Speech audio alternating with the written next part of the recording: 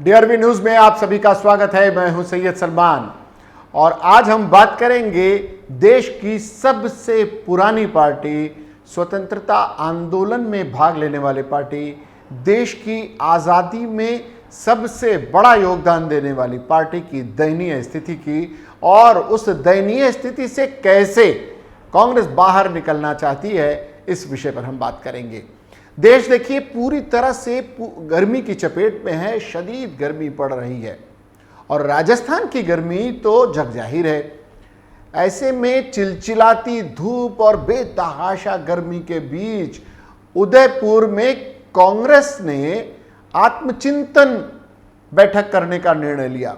वहां पर एक शिविर चल रहा है जिसे चिंतन शिविर का नाम दिया गया है।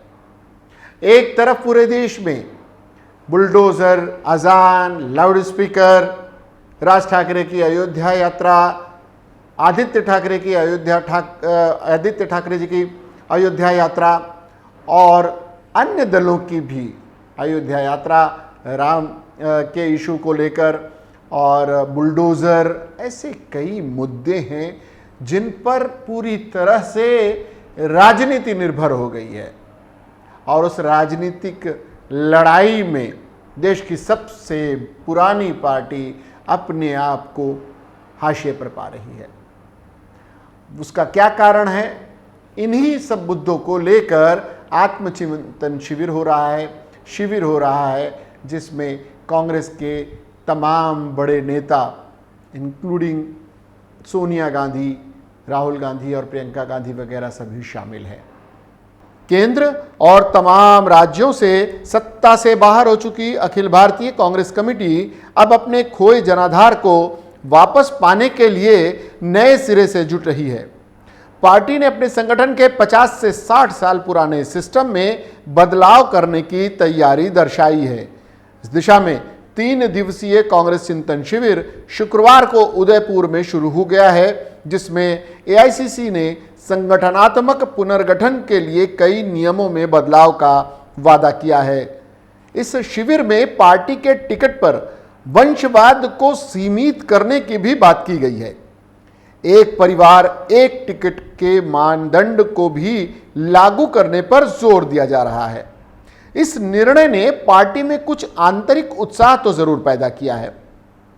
हालांकि इसमें अपवाद क्लॉज भी जोड़ दिया गया है जो कि शायद गांधी वाड्रा परिवार की सियासी रक्षा के लिए लाया गया हो सकता है।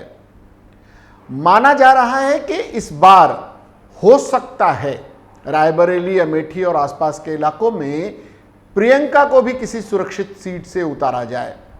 हो सकता है वो अमेठी भी लड़े, हो सकता है कि सोनिया इस बार चुनाव न लड़े बल्कि उनकी रायबरेली की सीट से प्रियंका गांधी लड़ें और वायनाड की अपनी सीट जहां से इस वक्त राहुल गांधी सांसद हैं वो अपनी सीट को बरकरार रखें।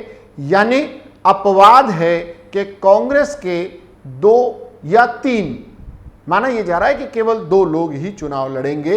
वो 2 कौन लोग होंगे ये गांधी परिवार, वाड्रा परिवार खुद तय करेगा। लेकिन इस मामले को लेकर जिस तरह की बहस छिड़ी थी उस पर सोनिया गांधी ने एक तरह से अपने कंट्रोल में ले लिया है एक चिंतन शिविर के बहाने, और वो शिविर उदयपुर में हो रहा है जिसकी हम बात कर रहे हैं। इस शिविर में पार्टी के टिकट पर वंशवाद को सीमित करने की बात हो रही है और गांधी परिवार को इससे अलग रखा गया है। साथ ही नेतृत्व के सभी स्तरों पर युवाओं की पदोन्नति और पदाधिकारियों के लिए कूलिंग ऑफ पीरियड्स का भी वादा पार्टी ने किया है। 5 साल के कार्यकाल पर भी जोर दिया गया है, यानी कोई भी बड़ा नेता 5 साल तक ही जिम्मेदार पदों पर रहने पर उसे मजबूर किया जाएगा और उसके बाद में उस जगह को उसे दूसरे के लिए खाली करना होगा। कांग्रेस के लिए ये बहुत ही क्रांतिकारी कदम माना जाएगा क्योंकि कांग्रेस में एक बार पद मिल जाने के बाद पद से अलग होने की कोई जल्दी सोचता ही नहीं। आपने भी देखा G23 ग्रुप में जितने भी बुजुर्ग हैं, जितने भी राज्यसभा में रहे हैं या अलग दरवाजे से आए हुए लोग हैं जिन्होंने कांग्रेस के दम पर राजनीति की, गांधी, नेहरू, इंदिरा परिवार का जिन पर वरदहस्त रहा, ऐसे कई लोग हैं, नाम किसी का नहीं ले ले, लेकिन ऐसे लोगों ने भी कांग्रेस पर टीका टिप्पणी शुरू कर दी। क्यों? क्योंकि कांग्रेस के दुर्दिन आए और ये राज्यसभा में एडजस्ट होने जैसी स्थिति में नहीं थे, क्योंकि कई राज्यों से कांग्रेस पूरी तरह से बाहर हो चुकी है। कांग्रेस ने स्वीकार किया है कि वह पहले अपने घर को व्यवस्थित करेगी और फिर दूसरे दलों के साथ गठबंधन को लेकर बात करेगी। कांग्रेस नेता पहले पार्टी की कमियों पर मंथन करेंगे और फिर पार्टी को मजबूत बनाने पर जोर देने की बात करेंगे। देश के आज के राजनीतिक हालात को देखते हुए पार्टी में नीचे से ऊपर तक बड़े बदलाव जल्द ही देखने को मिलेंगे। यह पूरी रणनीति नव संकल्प शिविर में तय होगी। भारतीय जनता पार्टी के पन्ना प्रमुख के मुकाबले के लिए मंडलों का गठन होगा। इसी प्रकार हर स्तर पर कमेटियों में 50 साल से कम उम्र के 50% युवा नेताओं को मौका दिए जाने को लेकर भी चर्चा होगी। कांग्रेस पार्टी के भीतर भी पन्ना प्रमुखों की तर्ज पर, पन्ना प्रमुख तो नहीं लेकिन बूथ प्रमुख तक के संगठन की व्यवस्था है। यह अलग बात है कि कांग्रेस के कार्यकर्ता बूथ प्रमुख तक नहीं बनाते या बना नहीं पाते। विश्वास नहीं रहा, क्योंकि अब कांग्रेस में कार्यकर्ताओं का चलन खत्म हुआ है। कांग्रेस का हर जिसने भी सदस्यता ली है वो व्यक्ति अब अपने आप को नेता समझने लगा है। कार्यकर्ता जैसा कॉन्सेप्ट जिस दिन से कांग्रेस कल्चर से गायब हुआ है, उस दिन से कांग्रेस का पतन शुरू हुआ है। आप कांग्रेस के किसी भी अदना से अदना कार्यकर्ता को हाथ लगाइए और पूछिए आप क्या हैं, वो अपने आप को कांग्रेस का नेता, कम से कम इकाई नगर सेवक का सबसे बड़ा और जिम्मेदार दावेदार अपने आप को बताएगा। और हर दूसरे कार्यकर्ता की छवि को खराब करते हुए या फिर उसे कमतर आंकते हुए या फिर उसे हाशिए पर धकेलने के लिए पूरी सबसे अपने नज़दीकी बड़े नेता की चमचागिरी करता हुआ नजर आएगा। और कांग्रेस के लिए ये पतन का सबसे बड़ा कारण रहा है। कांग्रेस का चिंतन शिविर शायद ही इस बात पर बात करे, क्योंकि इतने छोटे लेवल की बात CWC में आखिर करे तो कौन करे। बदलते समय के साथ संगठन के ढांचे में बदलाव तो नहीं हुआ है। अभी भी पार्टी का संगठन का ढांचा, विभाग और महासचिव को जो काम कराए जा रहे हैं वो 50 से 60 साल पुराने तरीके के हैं। लेकिन आज लोकतंत्र के बहुत सारे हथियार नए नए आ गए हैं। इसके लिए संगठन में आमूलचूल परिवर्तन करने की जरूरत कांग्रेस महसूस कर रही है। फिलहाल अक्सर चुनाव के समय ही सर्वे एजेंसी को आउटसोर्स करने की भी परंपरा शुरू हुई है।